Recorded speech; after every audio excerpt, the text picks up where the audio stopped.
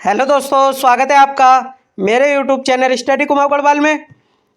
आज का हमारा टॉपिक है उत्तराखंड करंट अफेयर सितंबर 2023, जो कि मंथली करंट अफेयर की क्लास है, जो आगामी एग्ज़ाम यूके ट्रिपल एससी व यूके पीएससी के सभी एग्ज़ाम के लिए महत्वपूर्ण साबित होगी। चलिए देख लेते हैं आज का अपना पहला क्वेश्चन। उत्तराखंड की पहली धार्मिक फीचर फिल्म कौन सी है? तो उत्तराखंड की पहली धार्मिक फीचर फिल्म कौन सी है? तो धारी देवी, जय माँ धारी देवी उत्तराखंड की पहली धार्मिक फीचर फिल्म है।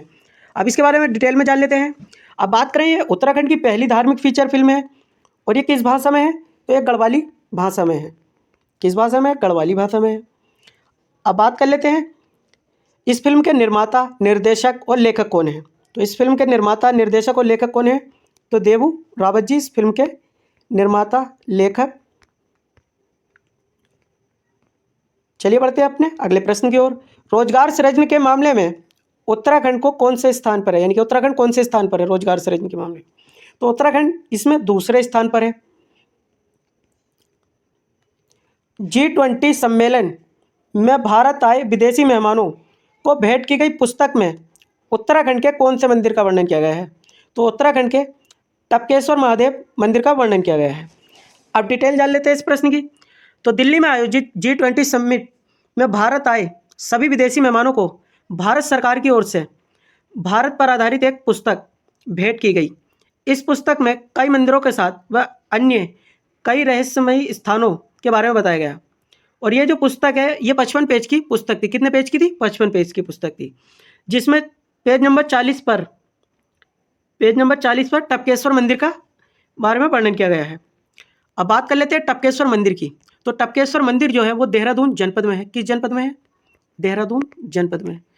और किस नदी के तट पर है? तो देवधारा नदी के तट पर है। देवधारा नदी के तट पर है। चलिए बढ़ते हैं अपने अगले प्रश्न की ओर। उत्तराखंड की किस महिला वन सेवा अधिकारी यानी कि IFS अधिकारी को काजीरंगा राष्ट्रीय उद्यान का क्षेत्र निर्देशक बनाया गया है? और ये उत्तराखंड की पहली महिला होंगी। तो सोनाली घोष को बनाया गया है। अब बात कर लेते हैं सोनाली घोष की। तो सोनाली घोष जो है वो देहरादून जनपद की निवासी हैं। कहाँ की निवासी हैं? देहरादून जनपद की। और एक ये IFS अधिकारी हैं। अब काजीरंगा राष्ट्रीय उद्यान के बारे में बात कर लेते हैं। तो काजीरंगा राष्ट्रीय उद्यान जो है वो असम में है। किस राज्य में है? असम में। और किसके लिए प्रसिद्ध है ये? तो एक सींग वाले गैंडे के लिए। एक सींग वाले गैंडे के लिए प्रसिद्ध है। चलिए देख लेते हैं अपना अगला प्रश्न। इसरो के चंद्रयान मिशन को स्कूली पाठ्यक्रम की कौन सी कक्षाओं में शामिल किए जाने का निर्णय लिया गया है? तो कौन सी कक्षाओं में शामिल किए जाने का निर्णय लिया गया है? तो कक्षा 6 से 12 तक की कक्षाओं में शामिल करने का निर्णय लिया गया है। अब देख लेते हैं अपना अगला प्रश्न। देहरादून में हाल ही में सीनियर सुपरिटेंडेंट ऑफ पुलिस यानी कि SSP नियुक्त किया गया है। यानी कि हाल ही में देहरादून का नया SSP किसे नियुक्त कराया है? तो अजय रावत को नियुक्त कराया है। अब बात कर लेते हैं अजय रावत की। तो अजय रावत पूर्व में हरिद्वार में कार्यरत थे। कहाँ कार्यरत थे? हरिद्वार में। अब बात कर लेते हैं अगले प्रश्न की अपने। 10,000 करोड़ की भारतमाला परियोजना के अंतर्गत उत्तराखंड की 5 सड़कों में कौन सी शामिल नहीं है? तो कौन सी शामिल नहीं है? तो उपरोक्त सभी शामिल नहीं है इसमें। चलिए देख लेते हैं अपना अगला प्रश्न। हाल ही में किसे विद्यासागर नौटियाल स्मृति सम्मान 2023 से सम्मानित किया गया है? तो किसे सम्मानित किया गया है? तो 2 व्यक्तियों को सम्मानित किया गया है, डॉक्टर शोभाराम शर्मा और अनिल स्वामी। यानी कि ऑप्शन A और B सही होगा। चलिए देख लेते हैं अपना नेक्स्ट प्रश्न। उत्तराखंड सरकार द्वारा मिशन लाल लोमड़ी या रेड फॉक्स अभियान किस जानवर के आतंक से निजात पाने के लिए चलाया गया है? तो किस जानवर के आतंक से निजात पाने के लिए चलाया गया है?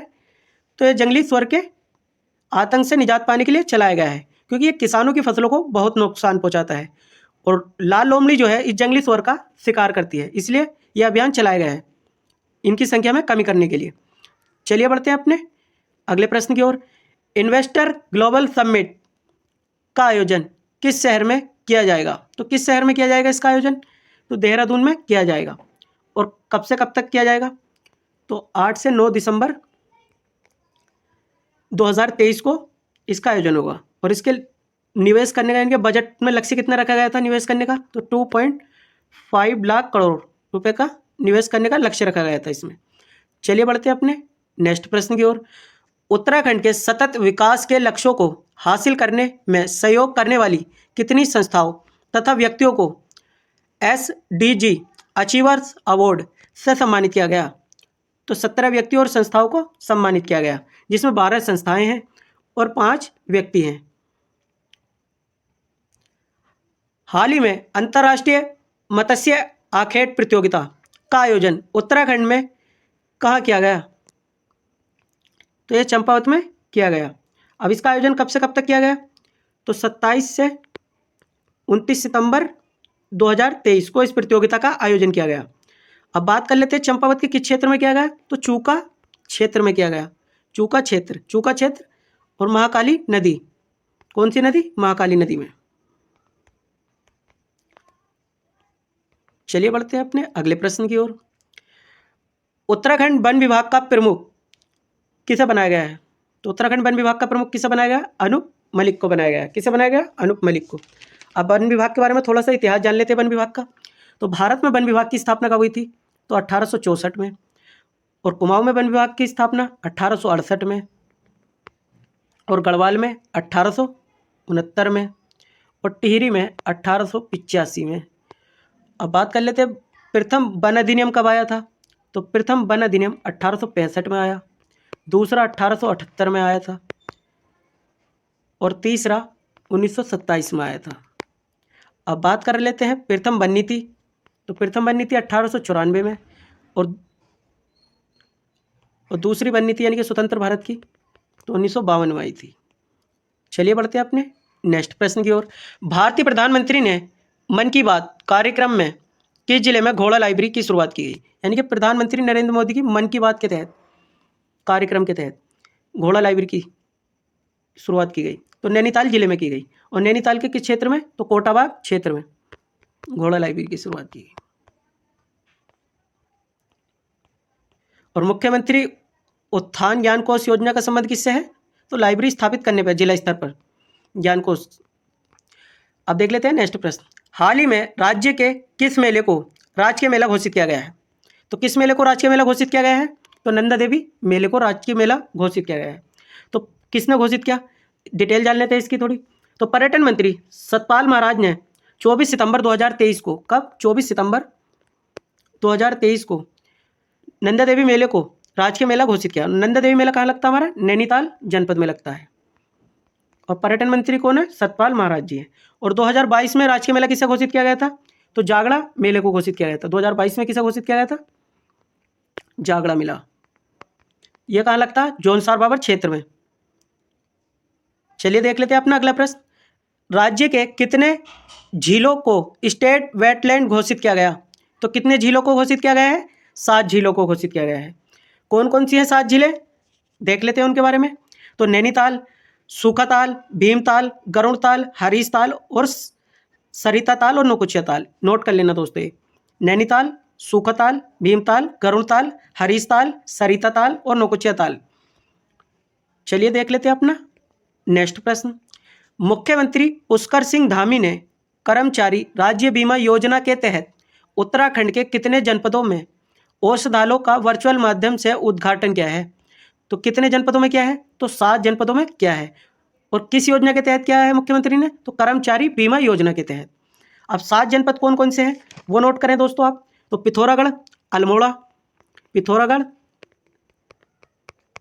अल्मोड़ा, चंपावत, बागेश्वर, रुद्रप्रयाग, उत्तरकाशी और चमोली। नोट कर लें एक बार और दोस्तों, पिथौरागढ़, अल्मोड़ा, चंपावत, बागेश्वर, रुद्रप्रयाग, उत्तरकाशी और चमोली। चलिए बढ़ते हैं अपने नेक्स्ट प्रश्न की ओर। उत्तराखंड के कितने शिक्षकों को शैलेश मठ यानी शैक्षिक पुरस्कार से सम्मानित किया गया, तो 17 शिक्षकों को सम्मानित किया गया। अब डिटेल जान लेते हैं इस प्रश्न की। तो 5 सितंबर 2023 को शिक्षक दिवस के अवसर पर यह पुरस्कार 17 शिक्षकों को दिया गया। और इस पुरस्कार की शुरुआत की बात करें तो इस पुरस्कार की शुरुआत 2009 में हुई थी। कब हुई थी, 2009 में। और इस पुरस्कार की धनराशि कितनी है, तो 21,000 रुपये इस पुरस्कार की धनराशि है। कितनी, 21,000 रुपये। और किस क्षेत्र में दिया जाता है? शिक्षा के क्षेत्र में दिया जाता है। चलिए बढ़ते हैं अपने अगले प्रश्न की ओर। हरितालिका तीज उत्सव उत्तराखंड में कहाँ मनाया गया? तो उत्तराखंड में कहाँ मनाया गया हाल ही में अभी? तो देहरादून जनपद में मनाया गया। तो डिटेल जान लेते हैं इस प्रश्न की। तो देहरादून के गढ़ीकेट स्थित जसवंत सिंह ग्राउंड में 10 सितंबर को हरितालिका तीज उत्सव मनाया गया, जिसका शुभारंभ मुख्यमंत्री सीएम धामी करेंगे। और यह कार्यक्रम जो है किस समुदाय द्वारा मनाया गया? तो गोरखाली समुदाय द्वारा, गोरखाली समुदाय द्वारा मनाया गया है। चलिए बढ़ते हैं अपने अगले प्रश्न की ओर। अल्मोड़ा के किसान श्री गोपाल दत्त उप्रेती को कृषि क्षेत्र में योगदान हेतु धनिया की नई किस्म GS 1999 के लिए किस पुरस्कार से सम्मानित किया गया है? तो किस पुरस्कार से सम्मानित किया गया है? पादप जीनोम संरक्षण पुरस्कार से।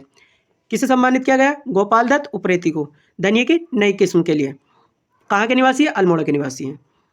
अब बात कर लेते हैं इन्हें अन्य पुरस्कार कौन कौन से मिले और इन्होंने Guinness book of world record भी बनाया है। बात कर लेते हैं इन्हें अन्य पुरस्कार कौन कौन से मिले। और यह पुरस्कार की बात करें, ये जो पादप जीनोम संरक्षण पुरस्कार, तो ये किसके द्वारा दिया गया इन्हें? तो राष्ट्रपति द्रौपदी मुर्मू द्वारा दिया गया, द्रौपदी मुर्मू द्वारा। अब अन्य पुरस्कार देख लेते हैं कौन कौन से मिले इन्हें।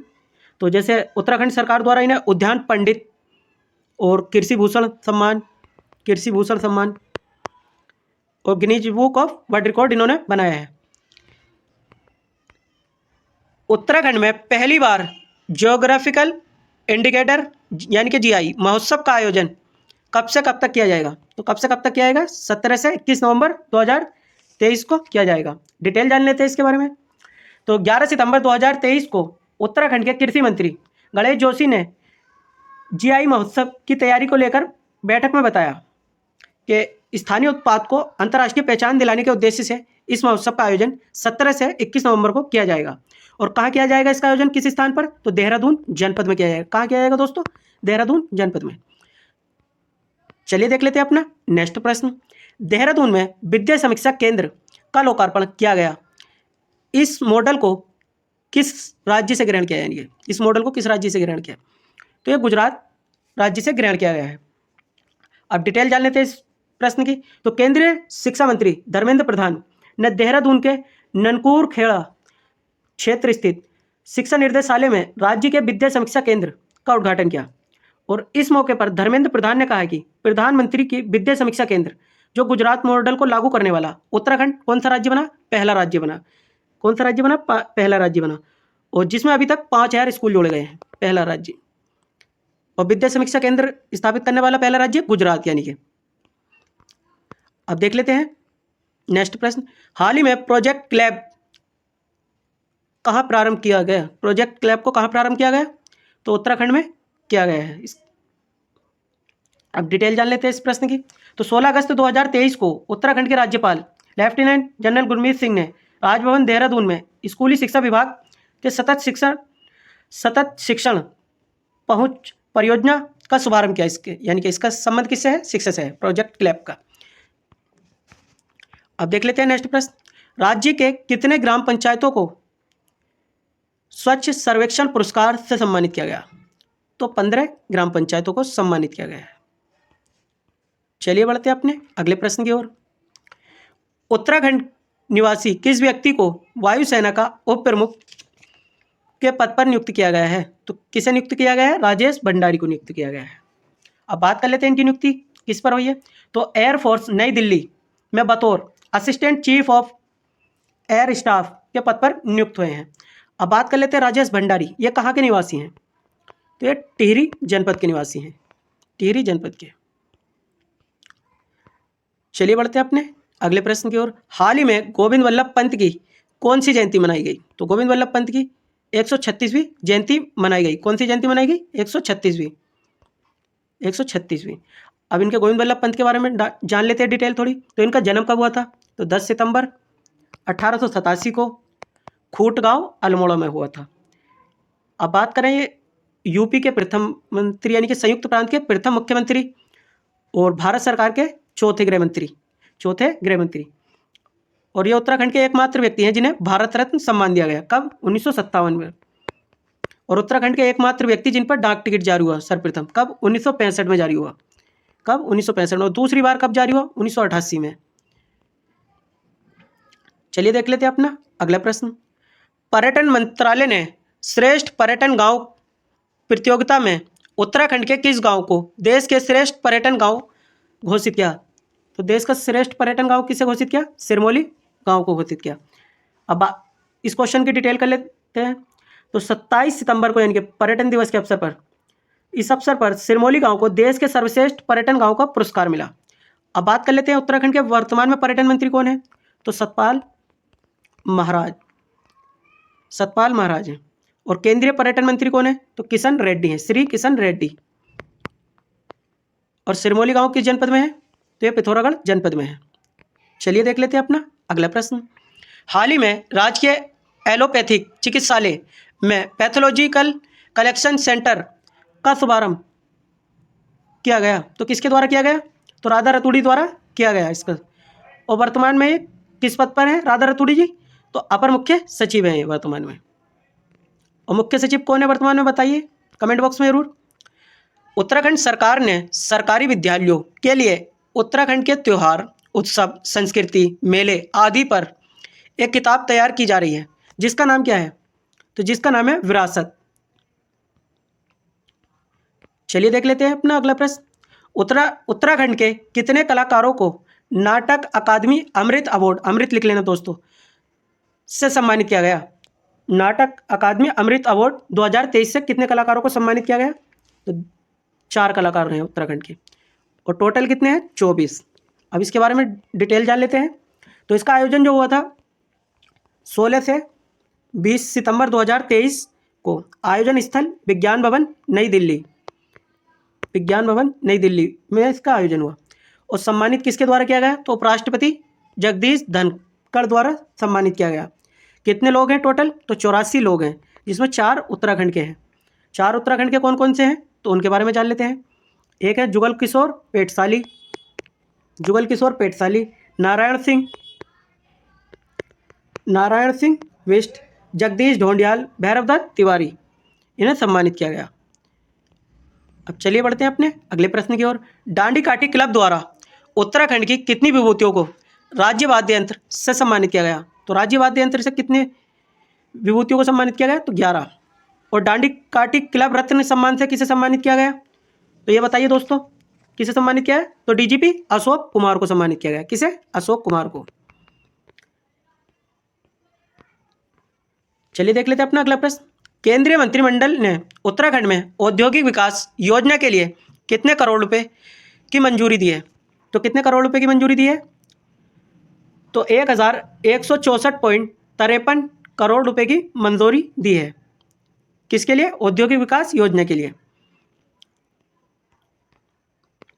देश का पहला कार्टोग्राफी म्यूजियम का लोकार्पण कहाँ किया गया?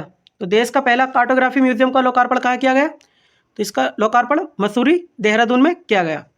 अब डिटेल जान लेते हैं इस प्रश्न के बारे में।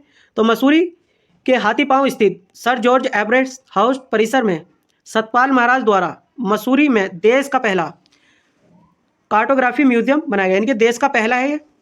और कार्टोग्राफी क्या है? यानी कि मानचित्र तथा विभिन्न संबंधी उपकरणों की रचना, इनके अध्ययन को विधियों का ज्ञान एवं अध्ययन मानचित्र कला कहलाता है। यानी कि अब देख लेते हैं अपना अगला प्रश्न। हाल ही में किस जिले में साटी महोत्सव का आयोजन किया गया? तो चंपावत जिले में किया गया इसका आयोजन, साटी महोत्सव का। नई दिल्ली में आयोजित G20 समिट में उत्तराखंड की किन बहनों ने लोक संस्कृति पर आधारित प्रस्तुति दी? तो लोक संस्कृति पर आधारित प्रस्तुति किन 2 बहनों ने दी? तो ज्योति उप्रेती और निर्जा उप्रेती। ए और बी सही है यानी कि। और बात करें यानी कि धौली ब्लॉक की एक महिला है लीला देवी, जिन्होंने G20 सम्मेलन में भाग लेने का मौका मिला, धौली ब्लॉक की, उन्होंने भी भाग लिया था इस सम्मेलन में। अब बात कर लेते हैं नेक्स्ट प्रश्न की। हाल ही में देश का पहला पोर्टेबल राशन गोदाम की स्थापना कहाँ की गई? तो रामनगर में की गई, यानी कि देश का पहला है ये पोर्टेबल राशन गोदाम, रामनगर। अब रामनगर की बात कर लेते हैं पहले। तो रामनगर की स्थापना किसने की? 1850 में। किसने की? तत्कालीन कुमाऊं कमिश्नर हेनरी रैमजे ने की थी। चलिए बढ़ते हैं अपने अगले प्रश्न की ओर। सिल्क एक्सपो उद्घाटन किसके द्वारा किया गया? तो गणेश जोशी, कृषि मंत्री गणेश जोशी द्वारा इसका उद्घाटन किया गया। इंटरनेट बैंकिंग सेवा प्रारंभ करने वाला उत्तराखंड का पहला नगरीय सहकारी बैंक कौन बना है? उत्तराखंड का पहला नगरीय सहकारी बैंक कौन बना है? तो पूर्वांचल बैंक बना है।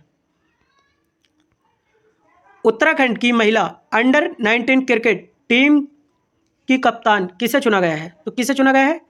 कनक टोपरनिया को चुना गया है।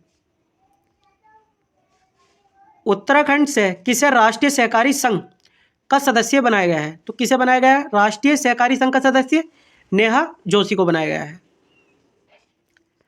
हाल ही में किसे भारतीय राज्य ने सेवा क्षेत्र के लिए नई नीति को मंजूरी दी है? तो किस भारतीय राज्य ने दी है सेवा क्षेत्र के लिए? तो हमारे प्यारे उत्तराखंड ने दी है। अब बात कर लेते हैं नेक्स्ट प्रश्न की।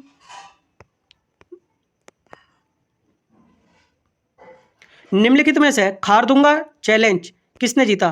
तो खारदुंगा चैलेंज किसने जीता? तो हितेश कुनियाल जी ने जीता है। किसने जीता है? हितेश कुनियाल। हितेश कुनियाल का संबंध किस जनपद से है? तो चमोली जनपद से है।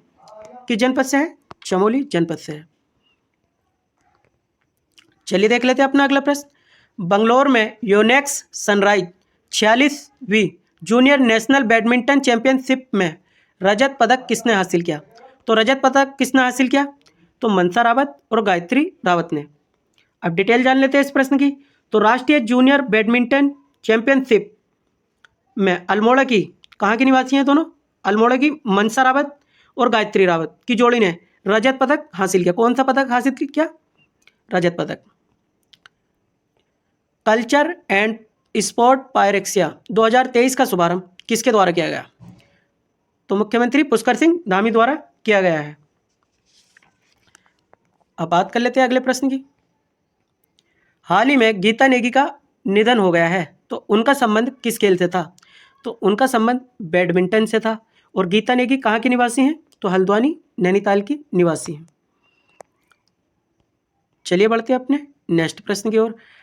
आयुष्मान भव अभियान की शुरुआत कब की गई? तो इसकी शुरुआत 13 सितंबर 2023 को की गई। बागेश्वर उपचुनाव में किसने विजय प्राप्त की? तो पार्वती देवी ने विजय प्राप्त की।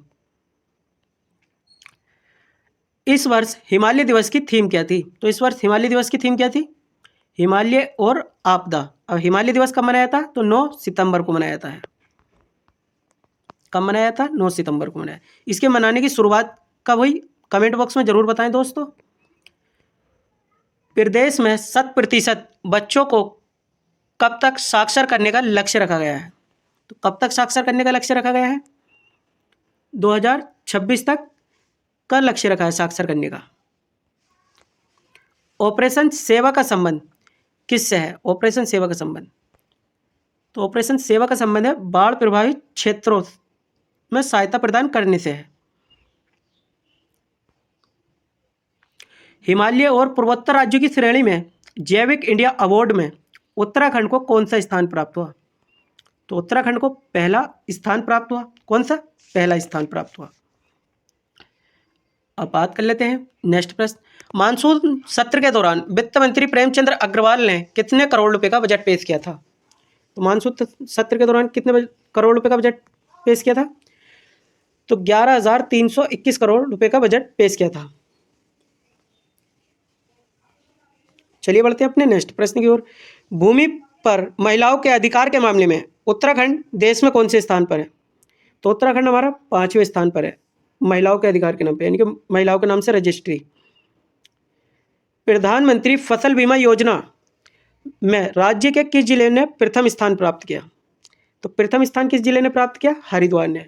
जबकि दूसरे स्थान की बात करें तो दूसरा स्थान हमारा टिहरी जिले ने प्राप्त किया है। आत्मा के स्वर पुस्तक निम्न में से किसके अभिभाषणों का संकलन पर आधारित है? किसके अभिभाषणों के संकलन पर आधारित है? तो लेफ्टिनेंट जनरल राज्यपाल गुरमीत सिंह। अब इनके डिटेल जान लेते हैं इस प्रश्न की। तो 19 सितंबर 2023 को मुख्यमंत्री पुष्कर सिंह धामी ने देहरादून के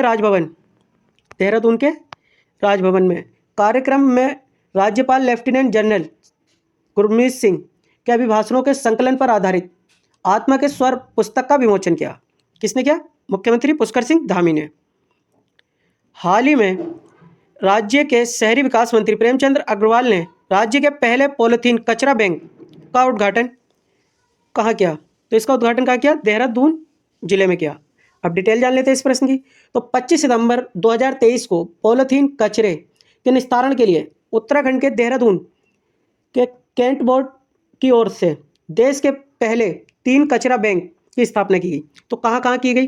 तो 2 बैंक जो स्थापित किए गए गढ़ीकैट में किए गए, गढ़ीकैट देहरादून, और 1 बैंक स्थापित किया कचरा बैंक प्रेमनगर में। चलिए बढ़ते हैं अपने अगले प्रश्न की ओर। उत्तराखंड में दिसंबर माह में आयोजित होने वाले ग्लोबल इन्वेस्टर समिट की टैगलाइन क्या है? तो टैगलाइन क्या है इसकी? Peace to prosperity. Peace to prosperity दिसंबर माह में आयोजित होगा। कब होगा? 8 से 9 दिसंबर 2023 को। चलिए बढ़ते हैं अपने नेक्स्ट प्रश्न की ओर। हाल ही में स्वदर्शन योजना 2.0 में राज्य के कौन से जनपद को शामिल किया गया है? तो राज्य के कौन से जनपद को शामिल किया गया है? तो 2 जनपदों को शामिल किया गया है, चंपावत और पिथौरागढ़। बी और सी दोनों सही हैं। अब देख लेते हैं इस क्वेश्चन की डिटेल। तो 9 सितंबर 2023 को सीमावर्ती 2 जनपद चंपावत और पिथौरागढ़ को स्वदर्शन योजना 2.0 में शामिल किया गया और केंद्र सरकार की तरफ से यह योजना पर्यटन गतिविधियों को बढ़ावा देना है। यानी कि इसका उद्देश्य क्या? पर्यटन गतिविधियों को बढ़ावा देना। और इस योजना के प्रथम चरण में एबट माउंट, कोल्डिलैक झील। एबट माउंट, ये क्वेश्चन आ चुका ग्रुप सी में। एबट माउंट कहाँ है? एबट माउंट प्रथम चरण में, कोल्डिलैक झील नोट कर लेना, चाय बागान, चूका और जिला मुख्यालय राजबुंगा किला को शामिल किया गया है। अब बात कर लेते हैं अपने अगले प्रश्न। ऑटोमेटेड मिल्क प्लांट उत्तराखंड के कौन से जिले में लगाया गया? तो ये किस जिले में लगाया गया? नैनीताल जिले में लगाया गया। डिटेल जान लेते हैं इस प्रश्न की। इसका उद्देश्य क्या है? तो उत्तराखंड में दुग्ध उत्पादन को बढ़ावा देने के लिए लाल कुआं में 8 करोड़ की लागत से ये प्लांट लगाया है। 80 करोड़ की, सॉरी 8 करोड़ नहीं, 80 करोड़ की लागत से ये प्लांट लगाया गया है और ये प्रदेश का पहला ऑटोमेटेड प्लांट होगा, प्रदेश का पहला है। कैसी लगी दोस्तों वीडियो? अपनी राय कमेंट बॉक्स में जरूर दें और हमारे चैनल स्टडी कुमाऊं गढ़वाल को सब्सक्राइब करें। जो भी नए दोस्त वीडियो को वॉच कर रहे हैं तो चैनल को सब्सक्राइब जरूर करें। और हमारा एक कोर्स चल रहा है, हमारा एप्लीकेशन है उत्तराखंड 360, जिस पर आपको अधिशासी अधिकारी के लिए हिंदी का अलग बैच मिल जाएगा और आपको संपूर्ण हिंदी उत्तराखंड का अलग बैच मिल जाएगा। आपको जो भी कोर्स परचेस करना है और प्रैक्टिस सेट और करंट अफेयर के नोट्स, PDF सब आपको हमारी एप्लीकेशन पर अवेलेबल मिलेंगे। चलिए दोस्तों, मिलते हैं नेक्स्ट वीडियो में किसी अन्य टॉपिक के साथ। वीडियो अच्छी लगे तो लाइक करें, चैनल को सब्सक्राइब करें और अपने दोस्तों के साथ शेयर करें।